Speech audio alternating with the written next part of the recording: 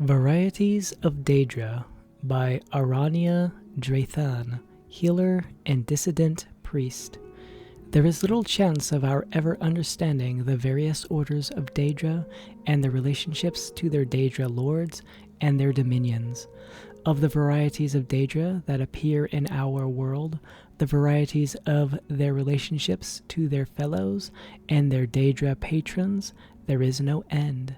In one place and time they are seen to be this, and in another place and time they are seen to be the opposite, and in another place and time they are seen to be both this and that in completely contradictory terms.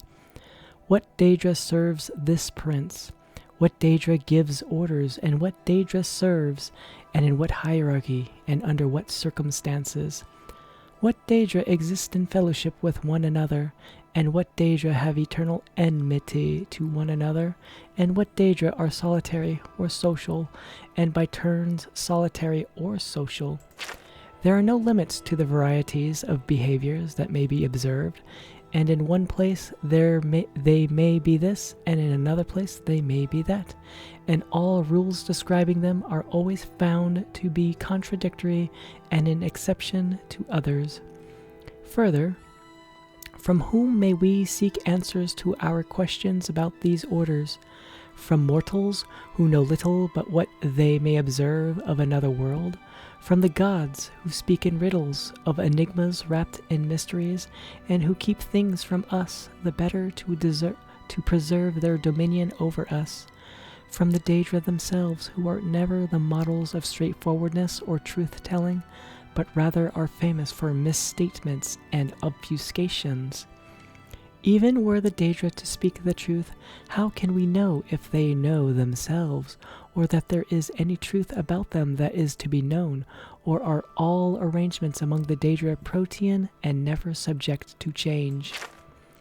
In short, what is to be known is little, and what is to be trusted is nothing.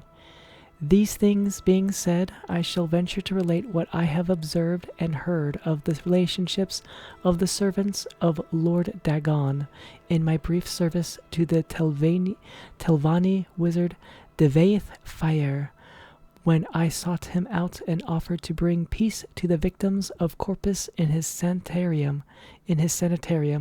Once the prophecies of the incarnate had been fulfilled, and Dagoth-Ur had been destroyed, and the blight had been banished from the island of Vardenfell forever.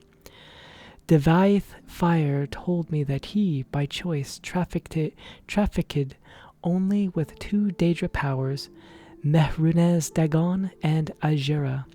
Ajura, he said, knew and understood all things, and declined to speak of these things, or only spoke in riddles. Mehrunez Dagon, on the other hand, out of pride, fixity of purpose, and a predictable lack of subtlety in thought, knew nothing and understood nothing, and was inclined to speak freely and without falsehood. Devaith Fire said that Dagon's chief servants, the Dremora, were like him in pride, fixed purpose, and lack of subtlety, with the addition of the peculiar traits of honor and loyalty, both within their class and within their relationship to Lord Dagon. And Devaith Fire said that the Dremora were ordered into clans and castes, and these clans and castes were well defined. Individual Dremora might rise or fall in ranks or move back and forth among clans, but only when regulated by complex oaths, and only at the will and pleasure of their lord Dagon.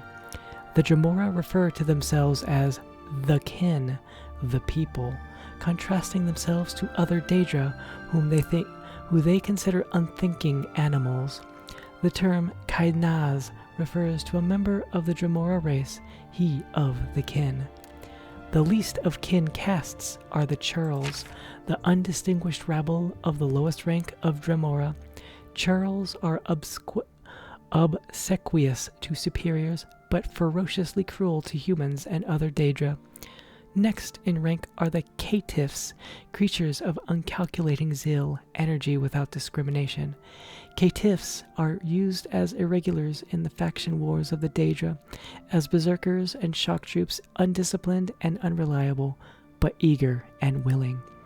The highest of the regular rank and file of Dremora troops are the Kinvals, warrior knights who have distinguished themselves in battle and show the deliberate steadiness of potential war leaders.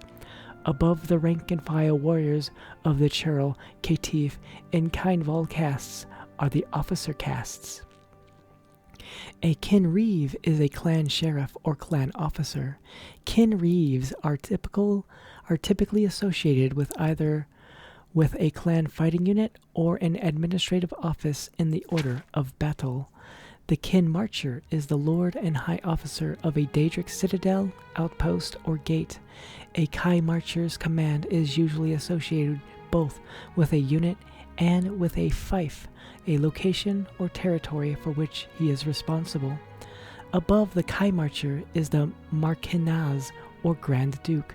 A Marquinaz is a Lord of Lords and a member of the Marquin Mehrunes Dagon's Council of Lords. The highest rank of Dremora is the Valk-Inaz, or Prince. This warrior duke is a member of the Valk-In, Mehrunes Dagon's personal guard. The Valk-Inaz are rarely encountered on Tamriel. Normally they remain by Mehrunes Dagon's side or serve as commanders of operations of particular importance or interest to Dagon.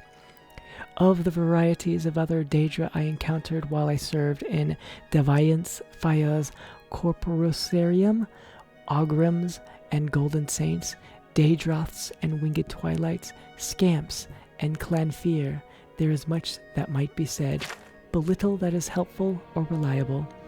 I did note, however, that when Divaeth Faya sought a Daedra of a character like unto Dremora, but of greater power and greater inclination for independence and initiative, or sorely as master, he summoned Zyvilai, who are like the Dremora in personality and temperament, except that they hate subordination and are liable to disloyalty and betrayal when they feel they have not been treated with the proper deference and respect.